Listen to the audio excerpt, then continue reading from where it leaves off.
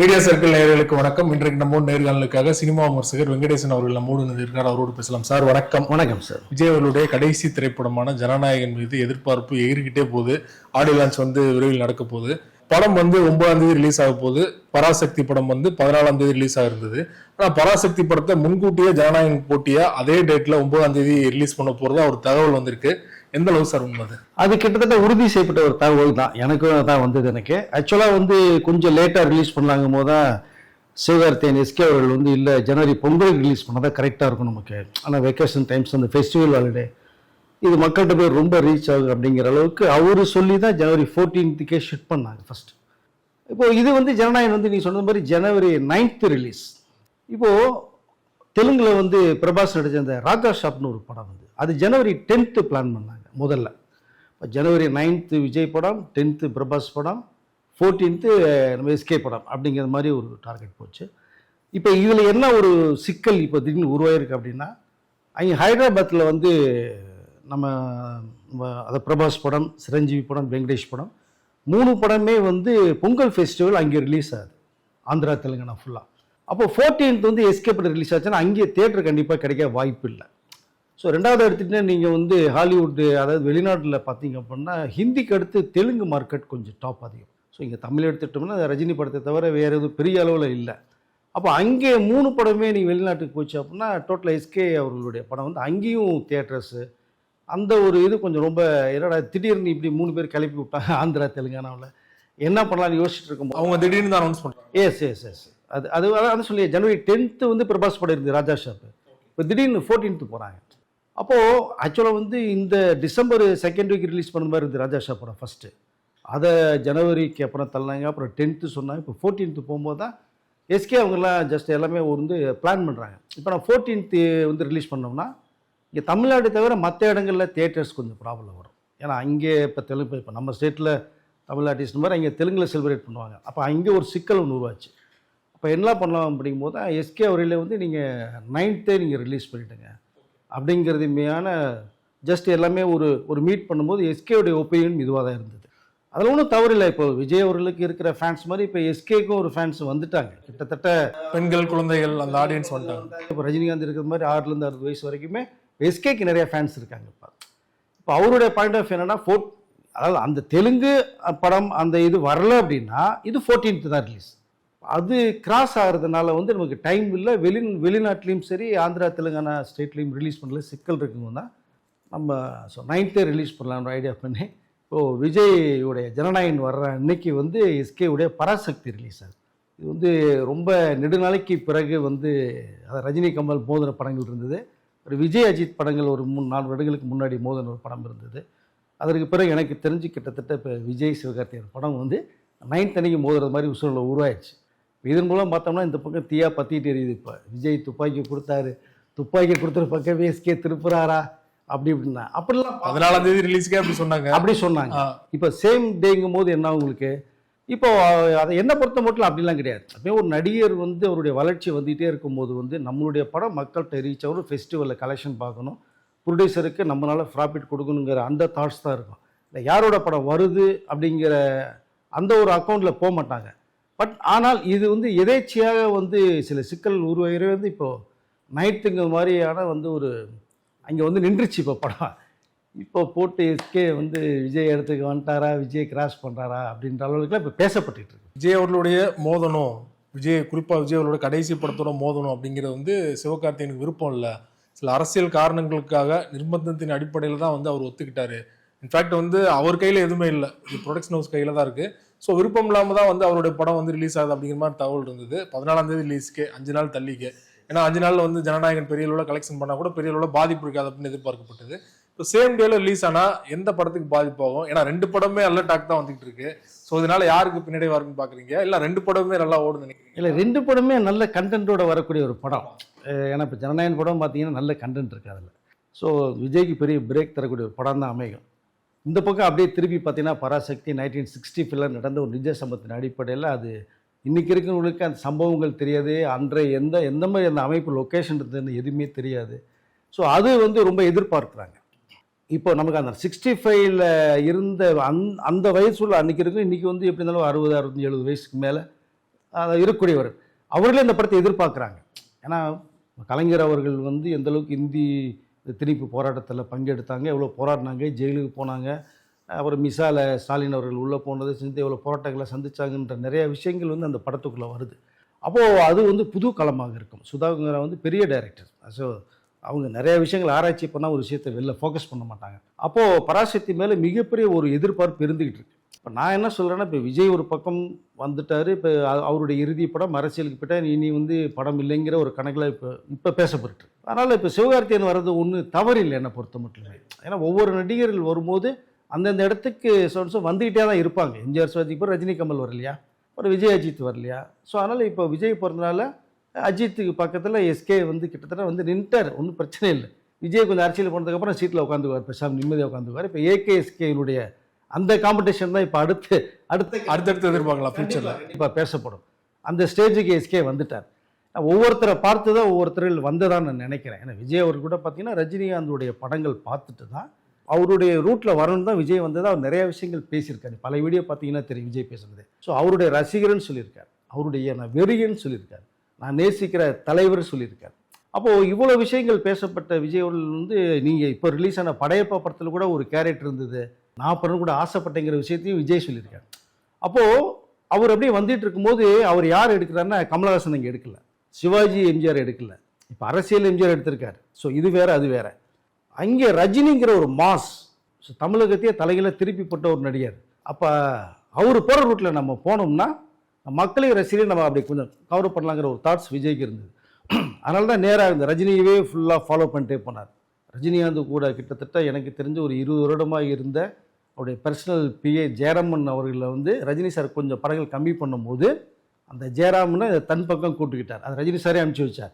உள்ள ஜெயராம் நீங்கள் தம்பி விஜய் கூட போய் நீ இருன்னு சொல்லும்போது தான் அங்கே ஒரு 15 வருடமாக ஜெயராமன் விஜய் கூட இருந்தார். அப்போது ரஜினி ரசிகர்களையும் அவருடைய பாதையிலையும் தன் பக்கம் அதை திசை திருப்பணும், நம்மளும் ரேஞ்சு போகணும்னு விஜய் ஆசைப்பட்டார். கிட்டத்தட்ட அந்த இடத்துக்கு வந்து நின்றுட்டார். ஸோ அதுதான் இப்போ நான் பார்க்குறேன். இப்போ பார்க்கும்போது எஸ்கே அப்படியே வந்துட்டார். வரும்போது கோர்ட்டில் துப்பாக்கி கொடுத்தாரு, வாங்கி உள்ள இன்சர்ட் பண்ணி துப்பாக்கி பத்திரமா வச்சுருக்காரு. ஸோ இப்போது இவருடைய கணக்கு என்னென்னா, ரஜினியை ஒரு பக்கம் சாயல் இழுத்தா கூட அவருடைய ஃபார்முலா சிவகார்த்திகேயன் போகிறாரு. விஜய்ங்கிற அந்த யங்ஸ்டர்ஸ் ஒரு குரூப் ஒன்று இருக்குது பார்த்தீங்களா, அந்த இடத்த தொடருங்கும் போது கண்டிப்பாக விஜய் ஃபார்முலா டச் பண்ணி தான் உள்ளே போகிறாரு. எப்படி ரஜினியை பார்த்து விஜய் வந்தாரோ, விஜயை பார்த்து எஸ்கே உள்ள வர, ரெண்டு பேரை பார்த்து எஸ்கே வர, ரெண்டு பேரை பார்த்து எஸ்கே ரஜினியை பார்த்தும் விஜயை பார்த்துமே உள்ள வந்துட்டார். இப்போ ரெண்டு பேரோட ஆடியன்ஸுமே இப்போ சிவருக்கு இருக்காங்க. அதனால் இப்போ ஜனவரி 9 2 படமும் வந்து மோத போகுது. இதில் எந்த படம் வந்து மெகா பிளாக் பஸ்டர் ஹிட் அடிக்குங்கிறது தெரியல, ரசிகருடைய கையில் தான் இருக்குது. ஆனால் எனக்கு தெரிஞ்ச வரைக்குமே பார்த்தீங்க அப்படின்னா எஸ்கே படத்துக்கான நிறைய அந்த எப்படி சொல்லணும் முன்னுரிமைன்னு சொல்லுவோம் இல்லையா, ஃபர்ஸ்ட் ப்ரிஃபரன்ஸ், அது கண்டிப்பாக எஸ்கே படத்துக்கு தான் கிடைக்கிறது வாய்ப்புகள் நிறையா இருக்குது. ஏன்னா ரிலீஸ் பண்ண போகிறது இந்த ரெட் ஜெயின் பண்ண போகிறாங்க. தேட்டர் வைஸ் சொல்கிறீங்க, தேட்டர் கிடைக்கிறது தேட்டர் வைஸ். அது ப்ரொடியூசர் வேறு, டான் பிக்சர்ஸ் ஆகாஷ் பாஸ்கரன் பண்ணுறாங்க. ஸோ எல்லாமே திராவிட முன்னேற்ற கழகத்தில் சம்மந்தப்பட்டவர்கள் தான். அதனால் அந்த கதையும் வந்து கலைஞர்கள் சம்மந்தப்பட்ட கதை அது. ஸோ நிஜ கதை, ஒரு மாணவனுடைய ஹிஸ்ட்ரி. அப்படிங்கும்போது அந்த படத்தை தூக்கி நிப்பாட்டணும்னு தான் அவர்கள் நினைப்பாங்க. ஜெயம் ரவி இருக்காரு, அதர்வா இருக்காரு, நிறைய கேரக்டர். ஜெயம் ரவி வில்லனா கலைஞர் பயங்கரமாக, அவங்களுக்கு ஸ்டார் காஸ்ட் வேறு அதிகம். ரெண்டாவது வந்து டைரக்டர் மேலே தனி ஒப்பீனியனே இருக்குது ஆடியன்ஸ் மத்தியில். அப்படிங்கும்போது அந்த கண்டென்ட்டுக்காக பார்க்கும்போது பார்த்தோம்னா சிறப்பாக இருக்குன்னு ஒரு பக்கம் பார்வை. இந்த பக்கம் விஜய் படம் பார்த்தீங்கன்னா அந்த கதையும் சாதாரண கதை கிடையாது. நான் அந்த தெலுங்கு படம் பார்த்துருக்கேன், தமிழுக்கு கொஞ்சம் மாற்றிருக்காங்க. அதுவும் ஒரு பிரமாதமான ஒரு கதை தான் அது. ஸோ 2 படமும் மோதும் போது கண்டிப்பாக இந்த தேட்டர்கள் வரும்போது பார்த்தோம்னா எஸ்கே படத்துக்கு நிறைய தேட்டர்ஸ் கிடைக்கிறதுக்கான வாய்ப்புகள் நிறைய இருக்கும். இதுவே பெரிய பிரச்சனையை வெடிக்கும் இல்லையா? அந்த கண்டிப்பாக வெடிக்கும். ஆனால் இப்போ அரசியலுக்கு வந்ததுக்கு பிறகு சில பிரச்சனைகள் வரதான் செய்யும். எம்ஜிஆர் அவர்களுக்கு அன்றைக்கி வரலையா, 72 வந்து கட்சி ஆரம்பிக்கும் போது இந்த ஏகப்பட்ட ப்ராப்ளம். அதற்கு பிறகு நீங்கள் 72 கட்சி ஆரம்பிக்கிறதுக்கு முன்னாடியே டிஎம்கேல இருந்து கொஞ்சம் சலசலப்பு இருக்கும்போதே உலக வாலிபன் பண்ணும்போதே அவர்களுக்கு ஏகப்பட்ட ப்ராப்ளம் வந்துச்சு. எந்த ஆளுங்கட்சியாக இருந்தாலும் அதாவது புதுசாக வர்றவங்களுக்கு கண்டிப்பாக அந்த டிஸ்டர்பன்ஸ் இருக்கத்தான் செய்யும். அது வந்து தவிர்க்கவே முடியாது அதை.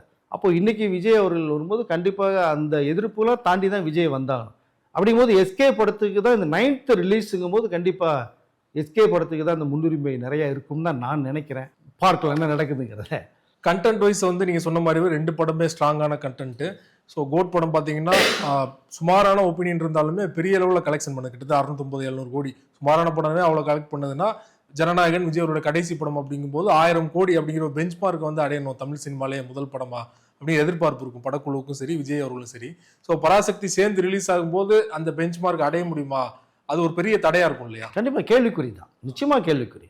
நீங்கள் 14th எஸ்கே படம் வந்துடுது, பராசக்தி வந்ததுன்னா இங்கே ஒரு கிட்டத்தட்ட 6 days மேலே உங்களுக்கு இருக்குது.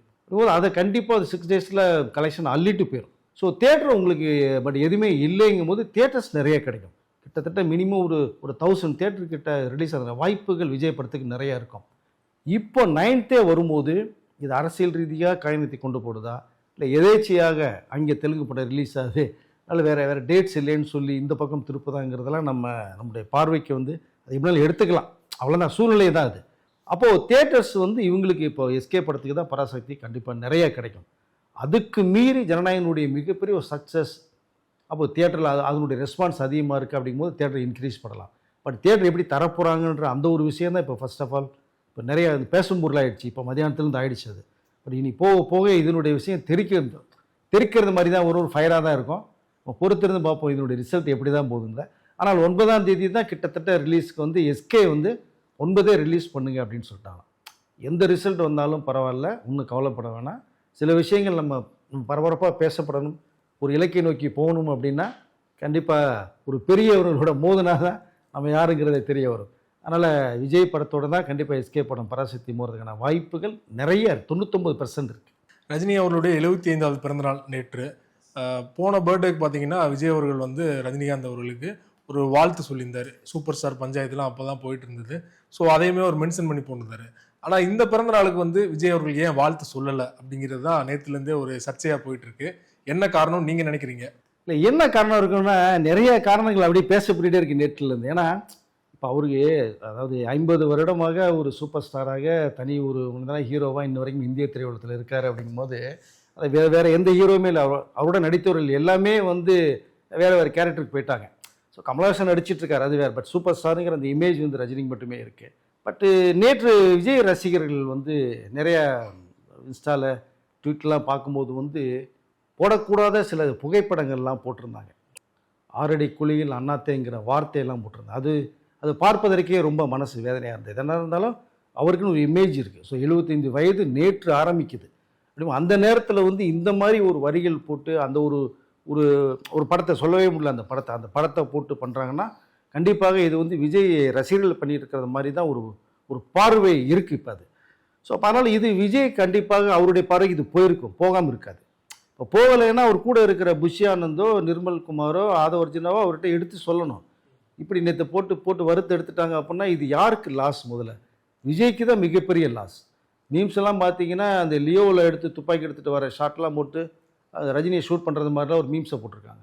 அதெல்லாம் ரொம்ப என்னென்னா எப்படி சொல்கிறது தெரியல. அந்த பக்கம் பார்த்தோன்னா இந்த சைடு இன்னொரு சைடு அஜித், இன்னொரு சைடு வந்து எஸ்கே, எல்லாத்தையுமே போட்டு விஜய் ரசிகர்கள் போட்டு தாக்குறது மாதிரியான ஒரு மீம்ஸ் எல்லாம் போய்கிட்டு இருக்கு.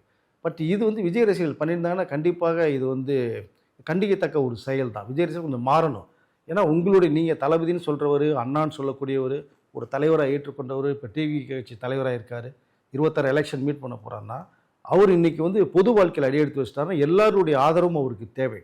ரஜினி ரசிகர்கள் ஆதரவு, அஜித் ஆதரவு, அஜித் ரசிகர்கள் ஆதரவு, எஸ்கே ரசிகர்கள் எல்லா பேருமே தேவை. அப்படின்னு ஒரு பக்கம் நீங்கள் அடிச்சிங்கன்னா இருக்கிற டாப்லேயே 3 பேர் மெகா ஸ்டார்ஸாக இருக்காங்க. இப்போ அவருடைய ரசிகர் எல்லாமே திரும்பி அடித்தா என்ன பண்ண முடியும்? அதில் விஜய் அவர்கள் கண்டிப்பாக இது வந்து ஒரு கண்டன குரல் ரசிகர்களுக்கு கொடுத்தே ஆகணும் தான் நான் சொல்ல விரும்புகிறேன் நான் இதை. ஏன்னா அவருடைய இலக்கை நோக்கி போகிறதுக்கு ரசிகர்கள் ஸ்பீட் பிரேக் இருந்துட்டா என்ன பண்ண முடியும்? 2026 எலெக்ஷனில் வந்து அவருடைய இலக்கை வேறு மாதிரி கனவு கண்டு போயிட்டுருக்கார்.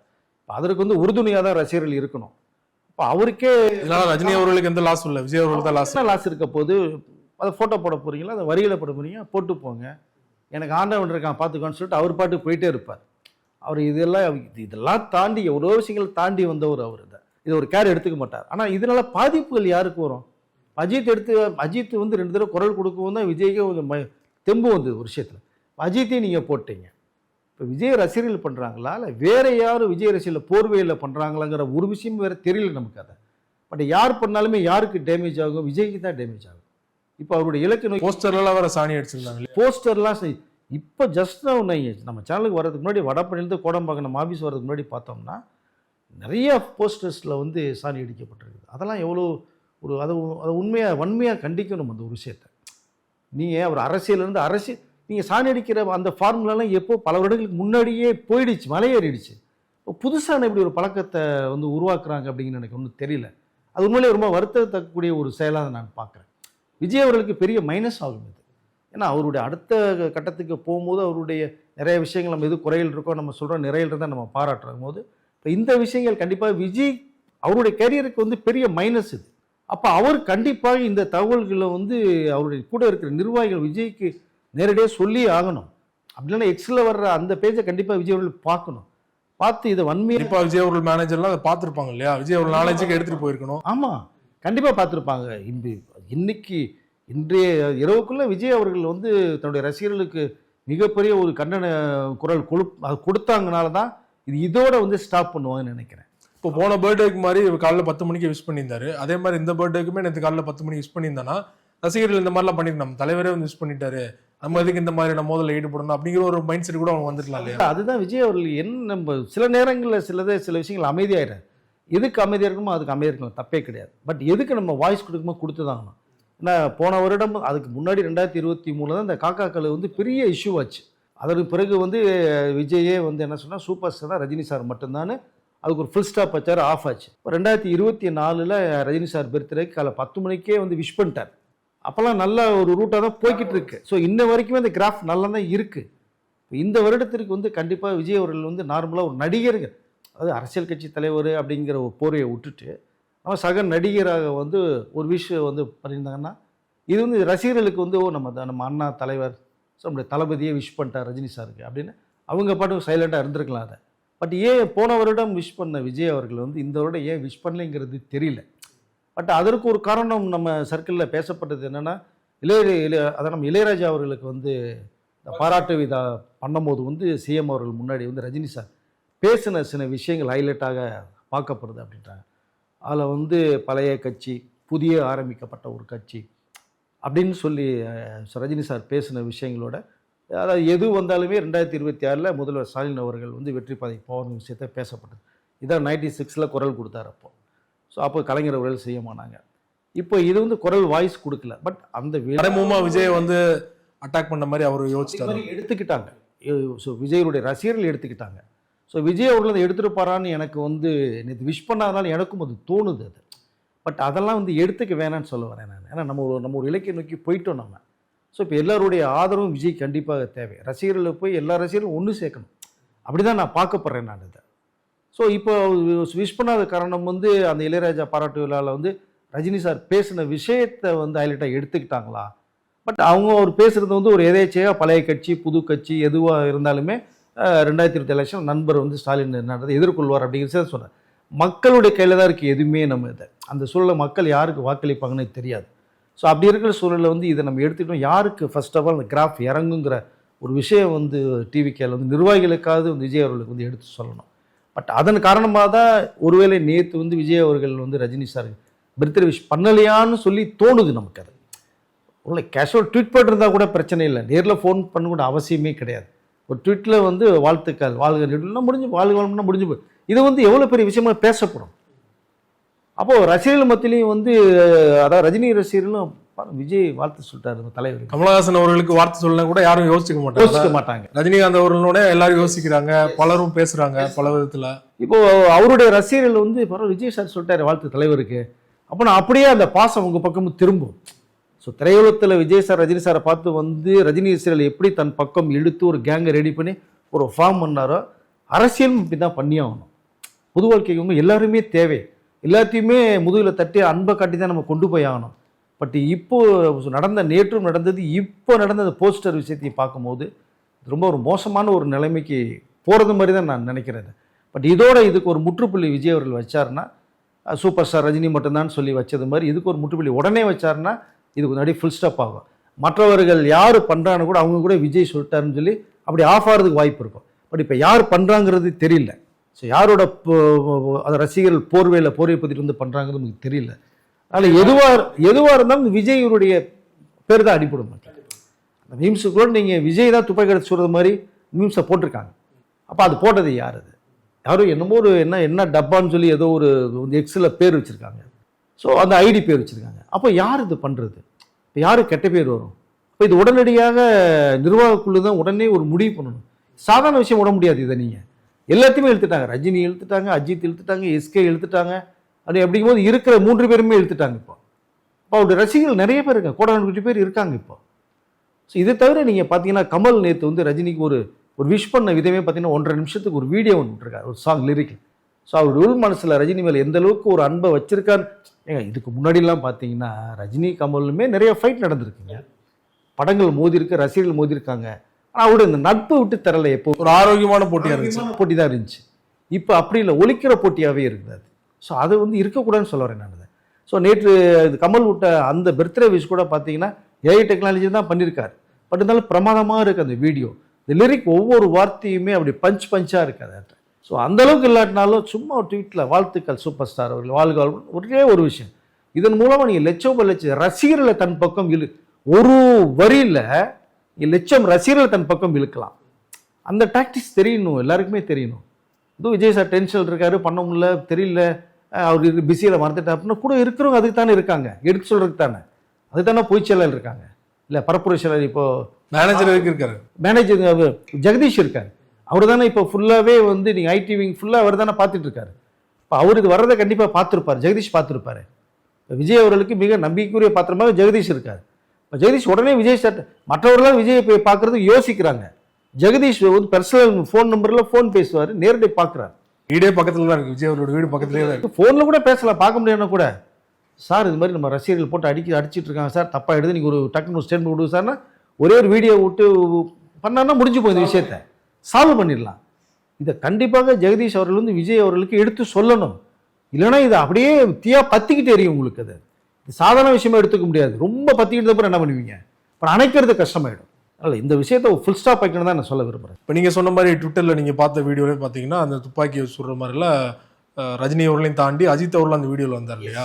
இப்போது அஜித் அவர்கள் மலேசியாவில் தான் இருக்காரு. ஆடியோ லான்ச் நடக்கும் முன்னாடி வந்து அஜித் அவர்களும் விஜய் அவர்களும் பேச போகிறாங்க, பேசி வந்து ரசிகர்களும் மோதலை வந்து முடிச்சு வைக்க போகிறாங்க அப்படிங்கிற மாதிரி தகவல் வந்துட்டு இருக்கு. ஸோ இந்த மாதிரி வர்றது வந்து அவங்களுக்குள்ள ஒரு பேசுறதே வந்து யோசிப்பாங்களா, இது எப்படி போவோம் அடுத்த கட்டத்துக்கு, எப்படி பார்க்குறீங்க? ஏன்னா அவர் 2 பேரும் பேசுவாங்க, ஆடியோ லஞ்சுக்கு வரது வாய்ப்பு இருக்குது, நல்ல நண்பர்கள் அப்படின்னு நிறைய விஷயங்கள் பேசப்பட்டு இருக்கு, நம்ம பேசியிருக்கோம் வேற. அப்படி இருக்கிற சமயத்தில் எப்படியாவது 2 பேர்த்த ஒன்று சேர்த்து வச்சு ஒரு நல்ல வந்து ஹெல்த்தியான ஒரு விஷயத்தை ட்ராவல் பண்ணி கொண்டு போகலான்னு மற்றவர் எல்லாமே நினச்சிட்டு இருக்கிற சமயத்தில் ரசிகர்கள் பண்ணுற சில சேட்டைகள்னால அவருடைய மனசு எந்த அளவுக்கு புண்படும் உங்களுக்கு. அதை நீங்கள் அந்த முன்னில் ட்விட்டருக்கு நான் வார்த்தை சொல்ல முடியல. அதை அந்த மாதிரி ஒரு புகைப்படத்தை யாராவது போடுவாங்களா? ஃபர்ஸ்ட் ஆஃப் ஆல் நேற்று 75வது பிறந்தநாள் கொண்டாடக்கூடிய நீங்கள் சூப்பர் ஸ்டார் விட்டுருங்க, வயசுக்கு ஒரு மரியாதை இருக்கு இல்லையா, இல்லையா? ஒரு அதாவது எல்லாத்தையும் எவ்வளோ சாதனைகள் பண்ண ஒரு சூப்பர் ஸ்டாராக இருக்கார் அவர். ஸோ அதற்காக ஒரு மரியாதை இருக்கணும் இல்லையா? பட் அவருக்கு அது பெருசு இல்லை, அவர் வந்து தூசி மாதிரி தட்டி விட்டு போயிடுவார். பாதிப்பு யாருக்கு வரும், அதுதான் நீங்கள் ஹைலைட்டாக பார்க்கப்படுது. இப்போ விஜய் அவர்கள் பாலிட்டிக்ஸ் போகாமல் வெறும் வந்து ஹீரோ மட்டும் இருந்தாங்கன்னா பிரச்சனை இல்லை. இது போட்டிகள் உருவாக்கிட்டே போகலாம், தவறு இல்லை. நீங்கள் பாலிட்டிக்ஸ் போயிட்டீங்க, 2023 எலெக்ஷன் மே வரப்போகுது, இன்னொரு 5 மாதம் தான் இருக்குது, டைமே இல்லை உங்களுக்கு. இன்னொரு மிஞ்சி போனால் ஒரு 3 மாதம் 4 மாதம் தான் பிரச்சாரமே பண்ண முடியும். அப்போ இது மாதிரி விட்டாங்கன்னா நீங்கள் அஜித் வர நல்ல நட்புகள் அப்படி போகும்போது அந்த மீம்ஸ் வீடியோவில் அஜித் தலைவரை காமிச்சிட்டாங்க, சிவகார்த்தியின் தலைவரை காமிச்சிட்டாங்க, 3 பேருடைய தலையும் அதில் இருக்குது. வேற யாரோ ஆக்ட் பண்ணியிருக்காங்க, அங்கே வந்து உங்களுடைய தலையில் கட் பண்ணி ஃபேஸில் வச்சு விட்டு மீம்ஸ் பண்ணியிருக்காங்க. பட் அது விஜய் வேற லைவாக வர்றாரு, லைவில் வர அந்த கன்னை அப்படி கையில் கட் பண்ணி ஷூட் பண்ணுற அந்த வீடியோ வச்சு போட்டிருக்காங்க. அப்போ இது எந்த அளவுக்கு பேசப்படும்? இப்போ இவங்க பர்த்டே செலிப்ரேஷன்லாம் படையப்பா செலிப்ரேஷன்லாம் இருந்துட்டு இருக்காங்க இவருடைய ரசிகர்கள். இதுக்கப்புறம் அவங்க பொங்கியல் தானே என்ன பண்ண முடியும்? நீங்கள் திரும்பி மீண்டும் ஒரு காக்காக்கள் கதையா, திரும்பி வடிவேல் சொன்ன மாதிரி திரும்பி ஆரம்பத்தில் இருந்தால் அது எவ்வளோ சிக்கல்கள் எப்படி? இப்போ அதற்கு முதல் நேரம் இருக்கா விஜய் அவர்களுக்கு? இது சமாளிக்கிறது பேச நேரம் இருக்கா? மக்களை சந்திக்கணும், எங்கே பொதுக்கூட்டம் போகலாம், பொதுக்கூட்டம் போகிறது ஊரில் போட்டால் இடம் தர மாட்டேங்கிறாங்க, இவ்வளோ சிக்கல்கள் இருக்கார். இந்த விஜயோட ரசிகர்களை தான் கொஞ்சம் புரிஞ்சுக்கணும். ஃபர்ஸ்ட் ஆஃப் ஆல் இதனால் என்ன லாபம் கிடைக்க போகுது உங்களுக்கு? எதுவுமே கிடைக்காது. விஜயோடைய வெற்றி பாதிக்கு நீங்கள் தான் மிகப்பெரிய சர்க்கிளில் இருக்கீங்க. நீங்கள் அவர் ஓரவரை பிடிச்சி இழுத்து விடுறீங்க கீழே திரும்பி. தயவுசெய்து விஜய் ரசிகர்கள் மாதிரி பண்ண வேணான்னு சொல்ல நான் விரும்புகிறேன் நான் இதை. ஏன்னா உங்களுடைய தலைவர் அண்ணன் நீங்கள் விரும்புகிற அவர்கள் வந்து விஜய் இலக்கணிக்கு போகும்போது போக விடுங்க. அது வெற்றியா தோல்வியா நாளைக்கு மக்கள் கையில் அது. பட் நீங்கள் இழுத்து விட்டா எப்படி அதை? அப்போ அப்படி இவர்கள் பண்ணலைன்னு சொன்னால் அப்போ யார் பண்ணுறா? யாரோ ஒருத்தர் தானே பண்ணுறாங்க. அதை எக்ஸ்போஸ் பண்ணணும், அதை எக்ஸ்போஸ் பண்ணும்ல. இப்போ நாங்கள் ரசிகர்கள் நாங்கள் பண்ணவே இல்லை, இங்கே தலைவர் இப்படி போகிறாரு, அண்ணா போகிறார், தளபதி இப்போ பண்ணலை, நாங்கள் அவனை இது யார் பண்ணுறது? அப்போ பண்ணுறவர்கள் வந்து ஸ்டாப் பண்ணிடுவாங்க இல்லையா? ஆகா இது வந்து இவங்க முடிச்சுக்கிட்டாங்க, விஜய் ரசிகர்கள் முடிச்சுட்டாங்க, விஜய் முடிச்சுக்கிட்டாரு, இனிமேல் நான் பண்ணக்கூடாதுன்னு ஆஃப் ஆவாங்க இல்லையா? அப்போ எல்லாத்துக்கும் புரியும் இல்லையா அது? ஸோ அதை கண்டிப்பாக வந்து விஜய் அவர்கள் பண்ணணும். அவர் பண்ணனா ஜெகதீஷ் பண்ண வைக்கணும். இப்போ ஜெகதீஷ் எதை போட்டாலுமே விஜய் ஓகே தான் சொல்லுவார். ட்விட்டரில் எக்ஸில் நீங்கள் போட்டு நீங்கள் ஐடிவிங்கில் போகும்போது சோஷியல் மீடியாவில் ஜெகதீஷ் தான் எல்லாமே பண்ணுறாரு. அவர் பண்ணிவிட்டு ஆனால் இது பண்ணியிருக்கேன் இந்த மாதிரி போட்டாங்க பண்ணிங்கன்னா ஓகே ஜெகதீஷ்னு தான் சொல்ல போகிறார். அப்போ நீங்கள் ப்ளஸ்ஸாக தான் பண்ணுறீங்க நீ விஜய் அவர்களுக்கு. நீங்கள் மைனஸ் பண்ண தானே கேட்டு பண்ணணும். நீ மைனஸ் பண்ண மாட்டார் ஜெகதீஷ். அப்போ நீங்கள் பாசிட்டிவாக ஒரு விஷயம் பண்ணும்போது விஜய் அவர்களுக்கு பேசப்படும் போது இவ்வளோ பேச முடியலாச்சுன்னா என்ன பண்ண முடியும் நீங்கள்? அது மிகப்பெரிய ஒரு சர்க்கிளில் வந்து என்ன சொல்ல விஜய் ரசிகர்கள் கொண்டு போகிறது மாதிரி தெரியுது. அது தயவுசெய்து இதோட வந்து ஸ்டாப் பண்ணாங்கன்னா அவருடைய அரசியல் பாதைக்கு வெற்றிகரமாக இருக்கும் அப்படிங்கிறத நான் சொல்லிக்கல விரும்புகிறேன் நான் சார். ரொம்ப நன்றி சார். சினிமா சார்ந்து பல்வேறு விஷயங்களை எங்களோட பகிர்ந்து கொண்டீங்க. மிக்க நன்றி. நன்றி சார்.